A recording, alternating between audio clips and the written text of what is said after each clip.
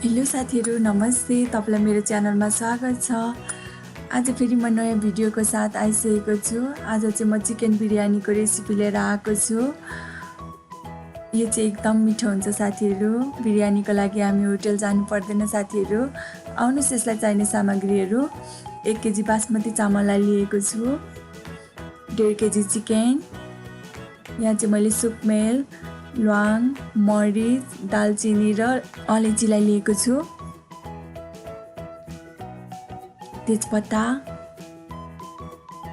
गरम मसला, हरियो खुर्सानी 4-5 वटा लिएको छु, जिरा धनिया पाउडर, बेसार, लसुनको पेस्ट, नुन, 2 चम्चा घिउ, 1 बोटको दही, धुलो खोर्सानी, अदुवाको पेस्ट, पुदिना, अलिकति सनफ्लावर तेल, अलिकति मिट मसला। यहाँ चाहिँ मैले दुधमा अलिकति फुड कलरलाई लगाएर लिएको छु, 1 चम्चा जिरा, प्याजलाई मसिनोसँग काटेर लिएको छु। अब मैले चाहिँ यहाँ भाँडामा पानी बसालेको छु चामललाई पकाउनका लागि। अब यसमा चाहिँ म तेजपत्ता, सुकमेलहरू हालेर पकाउँछु ताकि यसको फ्लेभरहरू चाहिँ चामलमा आओस् र बास्ना पनि मिठो आओस्। अब मैले यहाँ सुकमेल, दालचिनी, तेजपत्ता, ल्वाङ, मरिच, अलैँची र 1 चम्चा नुनलाई पनि हालिदिँदैछु। अब यसलाई चाहिँ उम्लिन दिनुपर्छ। सँगसँगै म यता एउटा कराईमा प्याज भुट्नको लागि तेल हालिदिँदैछु। साथीहरू, मेरो च्यानल लाइक, सब्सक्राइब र बेल आइकन पनि दबाइदिनु होला। तेल तातिसकेको छ, म प्याजलाई हालिदिँदैछु। प्याजले चाहिँ रातो हुन्जेलसम्म खर्याउनु पर्छ साथीहरू, डराउनु दिनु हुँदैन। यसले चाहिँ बिरयानीको स्वादलाई पनि मिठो पार्छ र बास्ना पनि मिठो आउँछ। यसलाई म मजाले मिक्स गरिदिन्छु र चलाइदिइरहन्छु ताकि यो नडरोस्। अब यो चाहिँ यतिको कलरमा आइसकेको छ। अब यसलाई म निकालिदिन्छु। हजुरहरू पनि यतिको कलर भएपछि निकालिदिनु होला। धेरै डरो भने पनि यसको बास्ना र स्वादै हराउने हुन्छ।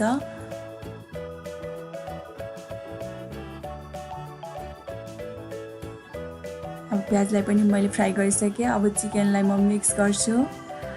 अब यसमा म नुन हालिदिँदैछु आफ्नो स्वाद अनुसारको, धुलो खोर्सानी, मिट मसला,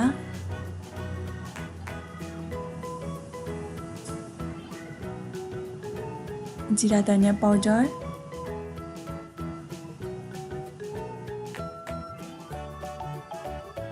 बेसार,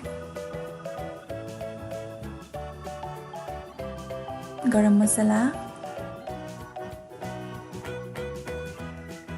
लसुनको पेस्ट, अदुवाको पेस्ट, 1 बोटको दही,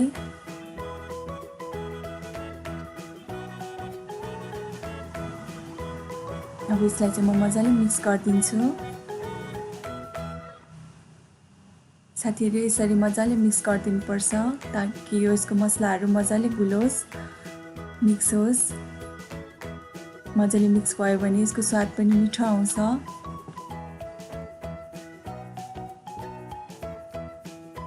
अब यसमा चाहिँ म अघि बनाएको दुध र फुड कलर मैले मिक्स गरेर लिएको थिएँ कलरको लागि।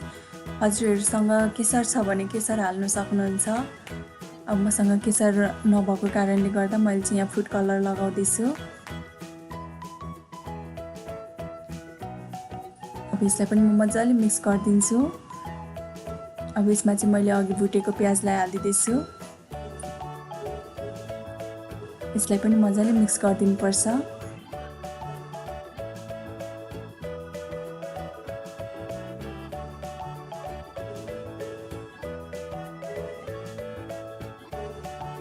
अब यो चाहिँ मिक्स भइसकेको छ। यसलाई चाहिँ म अब आधी घन्टाका लागि छोपेर राखिदिन्छु ताकि यसको मसलाहरू मजाले मिक्स भइसकेको होस्। अब अब मैले यसलाई छोपिदिएँ। यता पानी पनि उम्लिसकेको छ। यसमा चाहिँ म चामल हालिदिँदैछु। हजुरहरूको चाहिँ परिवार कत्रो छ त्यही अनुसारको चामल हाल्न सक्नुहुन्छ साथीहरू। हाम्रो चाहिँ अलिक धेरैजना भएको कारणले गर्दा अलिक धेरै नै छ। अब यसलाई म मजाले मिक्स गरेर छोडिदिन्छु। धेरै चलायो भने पनि चामल टुक्रिन सक्छ र यसलाई धेरै पनि पकाउनु हुँदैन साथीहरू। 70% जति पाकेपछि चाहिँ हामीले निकालिदिनुपर्छ यसलाई। अब उम्लिन थालिसकेको छ। अब यसलाई मैले छानेर निकालिसकेको छु। हेर्नुहोस् त ठिक्कको पाकेको छ। धेरै पकाउनु भयो भने फेरि राम्रो हुँदैन। ठिक्क आफूले यसो छाम्दाखेरि आफूलाई फिल हुन्छ नि ठिक्क भएछ भनेर, त्यतिखेर निकालिदिनु होला। मैले कराई बसालिसकेको छु। यसमा घिउ पनि हालिदिइसकेँ।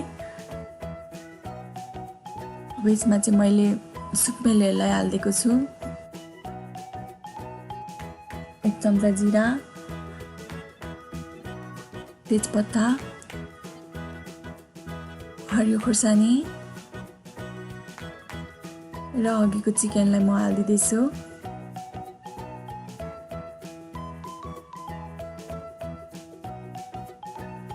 अब यसलाई चाहिँ म मजाले पकाउँछु ताकि मासु पनि काँचो नहोस्। अब यसलाई म मजाले मिक्स गर्छु।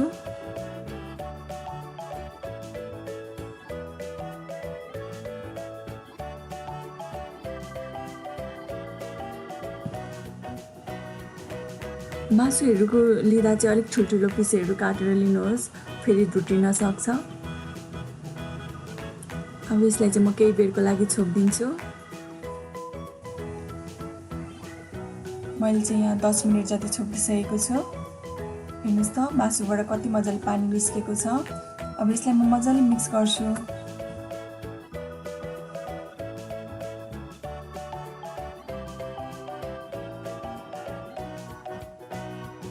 यसरी पकायौँ भने चाहिँ मजाले मासुहरू पनि घोलिसकेको हुन्छ, मसलाहरू पनि मिक्स भइसकेको हुन्छ र टेस्ट पनि मिठो आउँछ साथीहरू। अब फेरि पनि यसलाई म छोपेर पकाउँदैछु केही बेरको लागि। अब फेरि मैले 5 मिनट जति पकाइसकेको छु। हेर्नुहोस् त यो यतिको भइसकेको छ। साथीहरू मासुहरूलाई पनि धेरै बेर पकाउनु पर्दैन। अब यो चाहिँ यतिको भइसकेको छ। हेर्नुहोस् त हेर्दा पनि एकदम यम्मी बनिएको छ। बास्ना एकदम मगमग आइरहेको छ। अब यसलाई चाहिँ म अलिकति निकालिदिन्छु। मैले चाहिँ यहाँ अलिकति एउटा प्लेटमा निकालेर राखेको छु।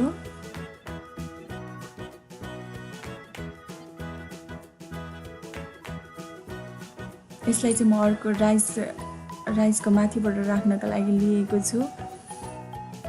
अब यसमा अलिकति पुदिना हालेको छु मैले। हजुरहरूले प्याजलाई पनि हालिदिनु सक्नुहुन्छ। अब मैले यसमा चाहिँ राइसलाई पनि हालिदिएको छु।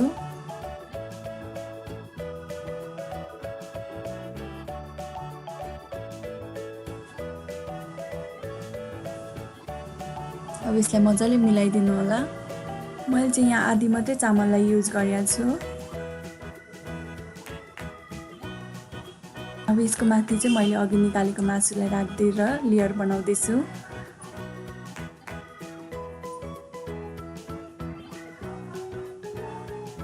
मासुलाई पनि मजाले मिलाइदिनु होला।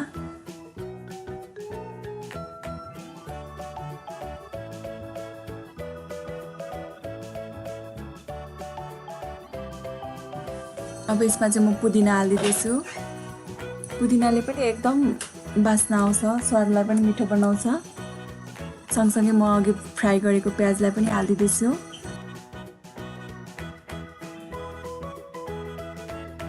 अब फेरि बाँकी राइसलाई माथिबाट हालिदिँदैछु।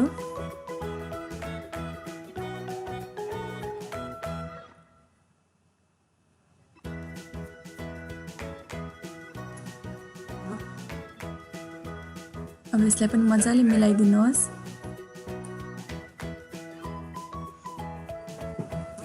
अब माथिबाट म पुदिनालाई पनि राखिदिँदैछु।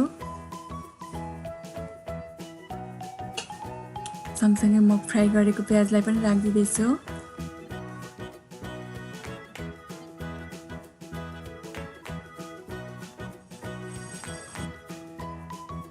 अब यसमा म अलिकति घिउलाई पनि राखिदिँदैछु ताकि टेस्ट मिठो आओस्।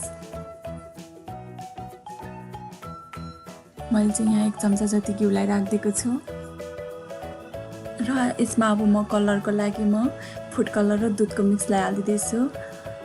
हजुरहरूले चाहिँ केसर छ भने केसर र दुधलाई मिक्स गरेर हालिदिन सक्नुहुन्छ, त्यो चाहिँ एकदम परफेक्ट हुन्छ बिरयानीको लागि।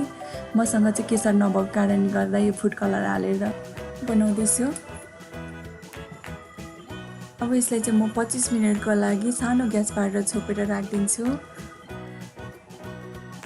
अब बिरयानी पाकुन्जेलमा चाहिँ म बिरयानीको लागि अचार वा राइता बनाउन गइरहेको छु। यसको लागि चाहिँ सामग्रीहरू मैले 1 कटोरी दही लिएको छु, अलिकति बिरे नुन, टमाटरलाई मसिनोसँग काटेर लिएको छु एउटा, काँक्रालाई पनि मसिनोसँग काटेर लिएको छु, प्याजलाई पनि मसिनो गरेर काटेको छु, पुदिना, हरियो खुर्सानीलाई पनि त्यसै गरी मसिनोसँग काटेको छु, अलिकति मैले बन्दालाई पनि मसिनोसँग काटेर लिएको छु र मरिचलाई मसिनोसँग पिसेर लिएको छु, 1 चम्चा जिरा धनियाको पाउडर।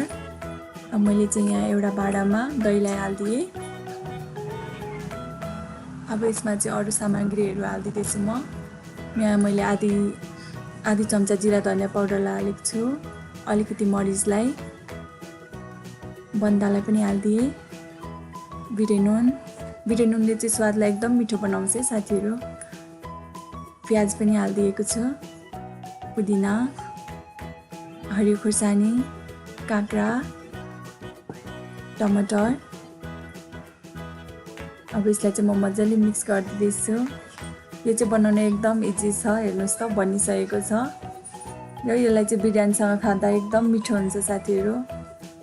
हजुरहरू पनि ट्राई गर्नुहोस्, सजिलो छ, बनाएर खानुहोस्, कस्तो लाग्छ कमेन्टमा भनिदिनुहोस्। हेर्नुहोस् त एकदम यम्मी बनिया छ। हजुरहरूलाई कतिको पातलो बाक्लो मनपर्छ त्यही अनुसारको बनाउन सक्नुहुन्छ, बाक्लो मन पर्दैन भने अलिकति पानी थपिदिन सक्नुहुन्छ। अब बिरयानी पनि रेडी भइसकेको छ, हेर्नुहोस् त कति राम्रो कलर आएको छ।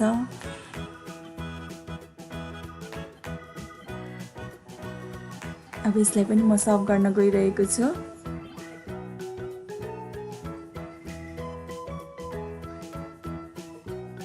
वाउ, हेर्नु कस्तो मजाले पाकेको छ।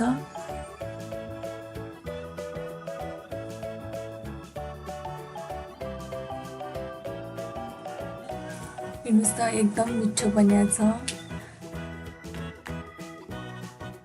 हजुरहरू पनि बनाएर ट्राई गर्नुहोस्, कस्तो लाग्छ कमेन्टमा भनिदिनु होला।